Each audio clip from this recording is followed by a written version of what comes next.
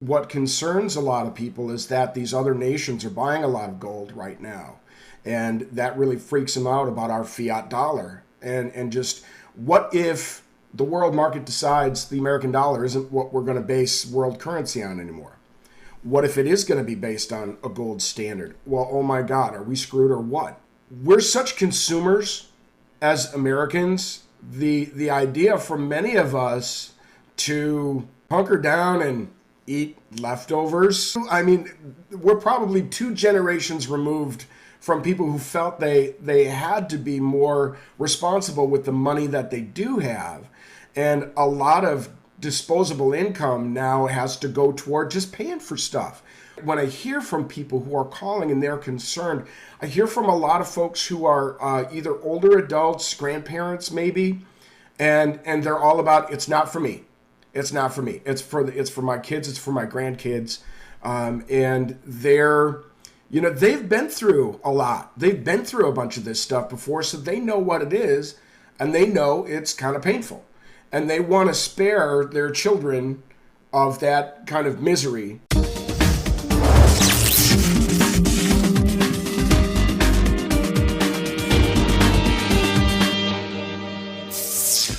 Welcome to this RTD interview. Today, I'm excited to have first-time guest, Mr. Sean Reynolds, the customer service manager at Bullion, which is an online precious metals dealer. Today, Mr. Reynolds has joined us to share his thoughts on the economy and the importance of precious metals.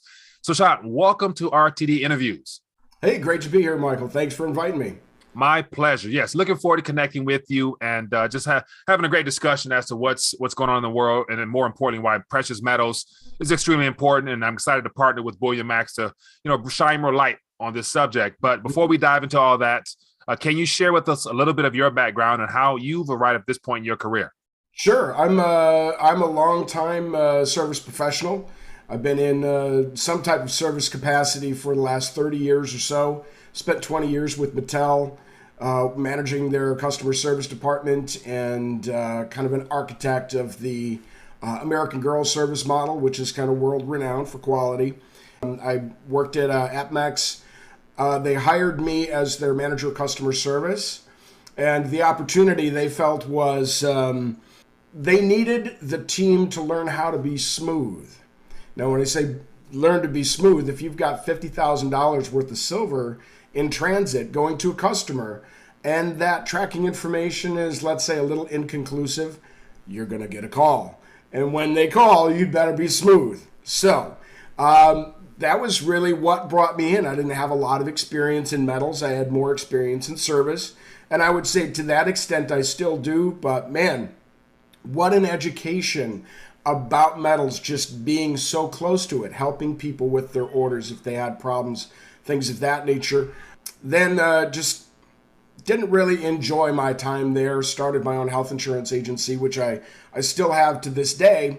But Bullion came calling me. So that was it. Once they plugged me in, it was really just a question of knowing how solid we were, though we were brand new, because we're all rather industry experienced veterans. So we're not making a lot of rookie mistakes. I mean, if you see the way we package our shipments, we've been to the dance before. We put everything in a bubble mailer, roll that up, put it in a box, and that box might go in a box, and then we wrap it with packing tape, shipping tape, and so it looks like a little mummy.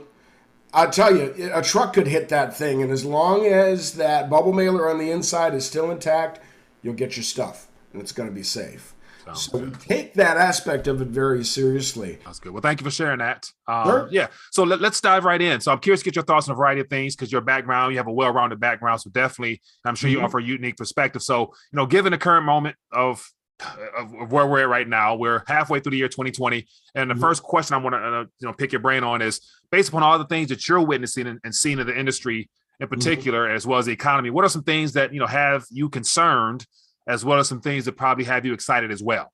That is a great question. The concern for me really is money's getting tight for everybody, and everybody's feeling the pinch. And I can hear it in the voices of the people who call us looking to invest. First-time investors. I've never heard, in my history, I've never heard from so many new people who get the urgency that I've got to do something about this. I feel like the rest of the world's going crazy around me and I have no control over this. And when you're talking about your financial future, that's a scary thing to not feel like you have control of. And so I think that's also one of the things that excites me, because what I do is I help people try to get what control they can in that situation. But, I'm not a financial advisor by any means. But if people tell me kind of why they're looking to invest, are you just hedging? Are you looking to barter in the future? What does your exit strategy look like? All of those things I can direct into the types of products that they might want to look into. But certainly, I'm not a sales guy. I'm not a commission guy. So I'm not about pointing people toward the high margin items, to pad my own wallet. It really is about helping people get the types of products that they feel are going to be helping them meet their financial goals down the road, whatever that may be. If that's getting as much money or getting as much metal as I can for the money, that's how I help those folks. If they want more fluidity, maybe they like more fractional pieces, things of that nature. Or some folks who don't have a whole lot of money, all they buy is silver. Okay, great. Let's take a look at what makes sense for you. And that's why I like your question. It is equally frightening and exciting because of my job. Right. Sounds good. Well, thank you for sharing that. So I'm curious to get your thoughts on a variety of subject matter, because you start off by talking about, things that, concern people. By you being able to actually talk to people in the streets, you're getting a real world sense as to this, I guess, the desperation in their voice of trying to, make some moves right now. And a lot of that has to do with inflation. A lot of people, I'd imagine, never would have thought we would have saw the figures that we're being given now, even though that I believe they're ultimately a lot higher when it's time to really acquire the things you really want. But based upon inflation, where do you think this is heading? Like, do you anticipate having a continuous ramp up of more people calling and expressing interest just because of the depreciation of currency, because that is the primary weapon that it seems the governments are using around the world these days? Right. And I think what concerns a lot of people is that these other nations are buying a lot of gold right now.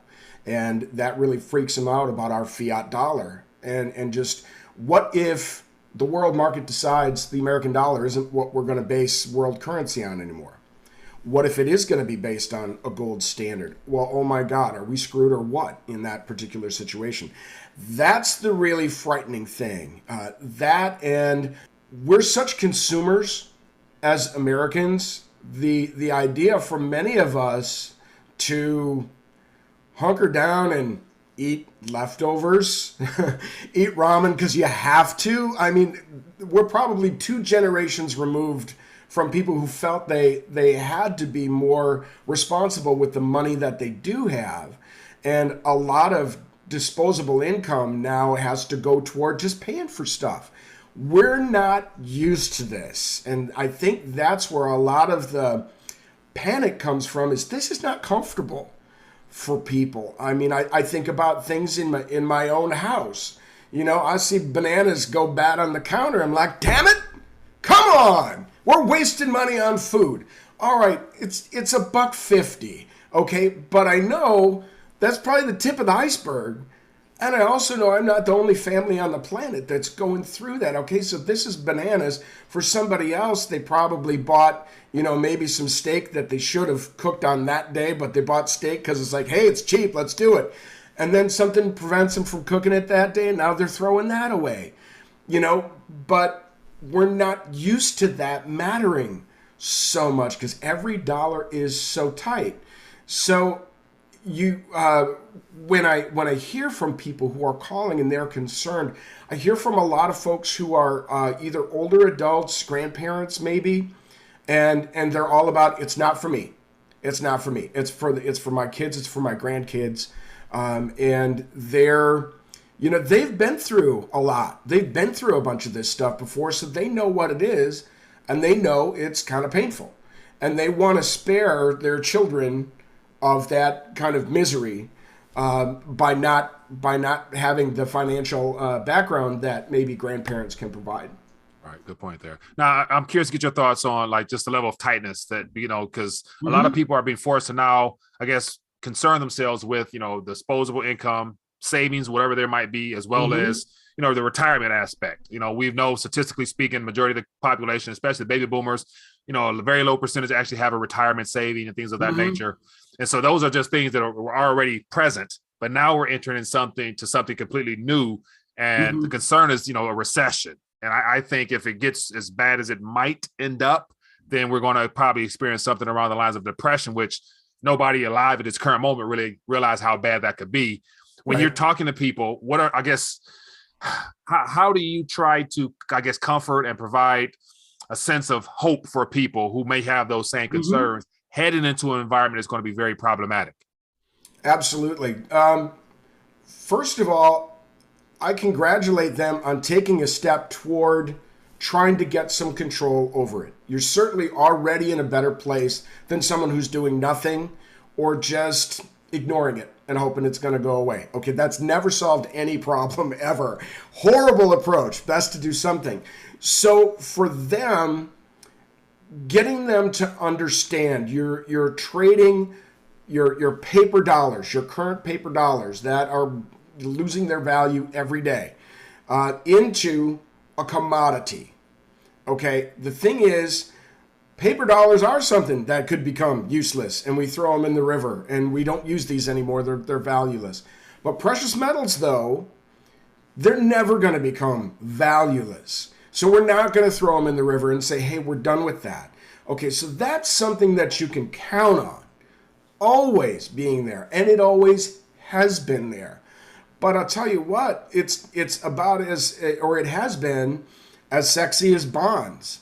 When I came into the industry, we were lucky if we saw 15 cents a market movement for silver in a month. Boring. You get people who intend to buy and hold, and then they have to sell for some reason, and there isn't enough market movement to make up for your premium. Well, do that enough times and you'll get soured on metals. You go, I just can't make any money on it. You're supposed to buy and hold it. 6 months is not holding it. It's not. It takes a while to get the market to move. And there was a time from about 16 to the COVID spike where if you would have invested in gold at the time, you would have had about a 70-80% return on your investment if you would have cashed out at the peak in COVID. So precious metals don't normally see that type of market movement, but because of our environment right now, boy, you get a lot of investment houses that are normally involved. Stocks alone, they never talk about metals. They're talking about metals now because it isn't just the bedrock. There is going to be market movement. There has been market movement. I mean, it's that's what's exciting about this and letting these people know you're going to be fine, even if the market goes down as it is now. Okay, that's not uncommon when there's a bit of a crash because there's always a sell-off, a bit of a reckoning, calling the markers and the margins and all of that. And then usually people invest in treasury bills, things of that nature that makes the dollar stronger for a little bit. Strong dollar makes metals go down. Okay, but when that wears off, it's almost like the shock in your pool. Once that wears off, then you're back to the dollar going back down. And when it does, you're going to see metals go up like crazy. So if in the future we have the same thing happen as has happened on other dips, folks who invest in metals are going to be in a really good spot. So when you take a look at the market going down and you hear, the guy from the precious metals company say, well, of course it's a good time to buy. There's a reason why, and that's why. We are not far from what should be, if things go as they have in the past, a great opportunity to buy on a dip and be able to hold it until it really starts to move. And that's exciting, even though frightening again. Right. Extremely. So thanks for sharing that. So let's just jump into Bullion Max. So I'm curious to get your thoughts What separates Bullion from the rest of the industry? Give me your thoughts on that, and of course, I'm curious to get your thoughts on premiums as well, and a lot of fine detailed questions I want to put out there to you. But Yes. what distinguishes Bullion from everybody else? I selfishly say service, Okay. because I'll tell you what, at the core is me. And coming from American Girl, I learned there what matters. And boy, I'll tell you what, it would be really easy for someone to just walk into this job and not think that it matters to sell bullion. You're just helping people. No, I'm helping people with their futures and their personal stability. And so their choices are for them, and that matters to me. So as I interact with the different folks who are looking to invest, and maybe they're absolutely brand new at this, I love starting from square one with the newbie and getting them educated on how this all works. What's a premium? What is market rate or spot? And what does your exit strategy look like? Are you going to sell back to us? Do you have local outlets that you can use? Things of that nature. And our goal at Bullion Max is to educate people to the point where they make the decisions about what they buy. It's not because Sean told you to buy this. Okay, there's a lack of, I think, comfort that goes with that when you buy something because somebody told you to. But if you make the decisions and you choose what you choose and you know why, you're going to feel much better about it going forward. So while we don't have a whole lot of numismatic type of things and collector type of things, we've got the greatest hits of the world-renowned bullion type of stuff. Usually for the folks who are calling us, what's there is more than enough. It's just a question of pointing them in the right direction, and then helping them figure out what's gonna be best for them. Is it a split of gold and silver? If so, what does that look like? What's the best way to buy gold? What's the best way to buy silver? Do you think you're going to use this to barter? Okay, well then you're going to need smaller increments of gold than a full ounce, probably, unless you're rolling with a few bucks in your pocket, right? But that genuine concern and care for whoever calls us, knowing that they are concerned, they're freaked out, all of that. We love being the ones who can get them to calm down. But we also understand that fuel is going to have some long phone calls involved with it to talk people through, and that's fine. There's no one behind me, crossing his arms, tapping his foot, going, "Come on, Sean, speed it up."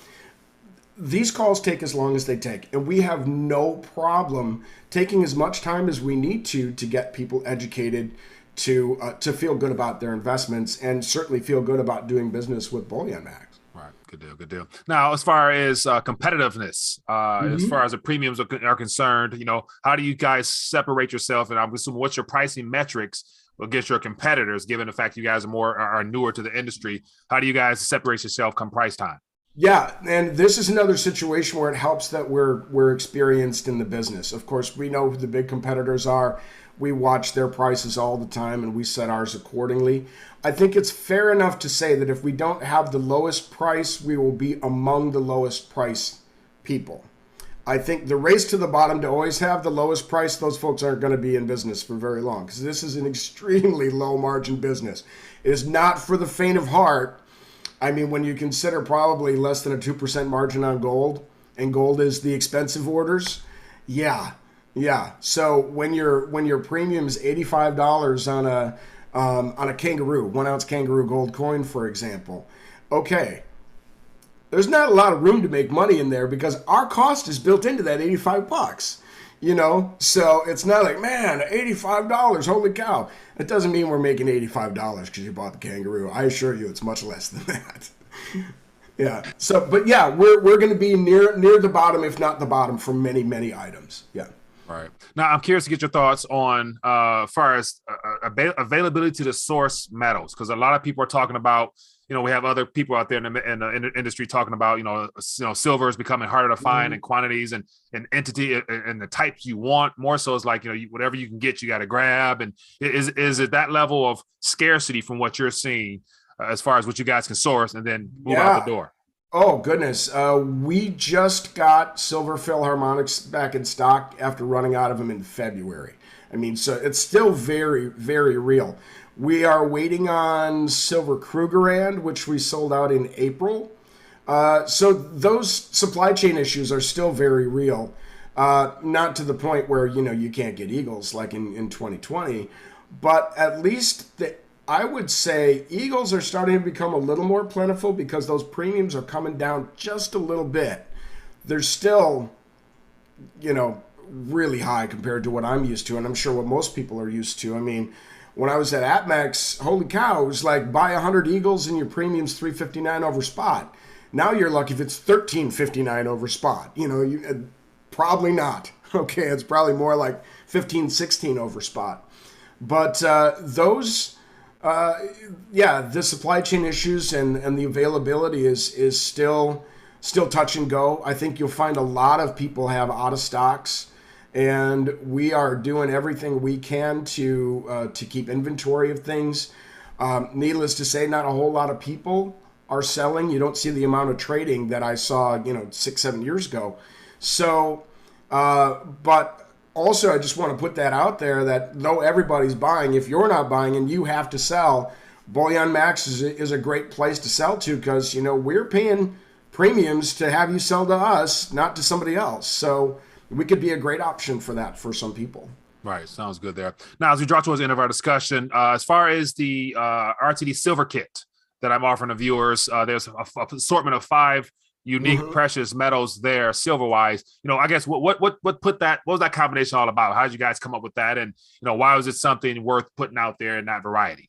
Awesome question. That kind of started with Stacy Stewart, our marketing director, and me. As soon as she was hired and we sat down the first time and we said, okay, I think we need something like this because I think we're going to have people who may just be bars buyers or maybe just rounds buyers. Now, I am a silver fan. I mean, I'm crazy about silver, specifically silver coins. And I thought, what a shame it would be if they never got to feel a real silver coin, how it feels in your hand, how it sounds when you set it down on the table, flipping it like a gangster, whatever the heck you're doing with it. There's just something about silver coins. And so we thought, all right, let's put together a collection that does that, but first and foremost, we got to have an eagle in there because we know because of its cost, people are probably just not going to buy one. Well, you should have one. So that was it. And then we thought, okay, well, barring around because they're going to buy that. They should see what the quality of our items are. So we'll do that. And then because of some out-of-stock situations, the other 2 coins have changed a little bit over time. But right now we offer a kangaroo from Australia, which is great because that's a 4 nines pure coin instead of 3 9, which is the industry standard, and a Britannia, which is kind of fun because that is everybody loves a shiny coin. Okay, and the Britannia's got some great shiny bits in addition to some nice matte finishes. So it really shows artistry in coins. And what it kind of embodies what I discuss with our investors. And that is if you just buy stuff to meet your goals, you're going to be fine, but you're not going to have any fun.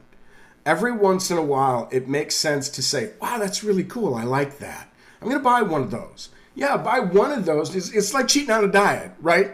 Okay, so buy one of those. Don't go crazy. Don't go off your goals. But yes, doggone it, have some fun. But if you haven't seen these things for yourself, you may not appreciate it. And that's what the Silver Starter Kit is all about, is getting some of the best metals out there in front of folks so they can see what they're all about.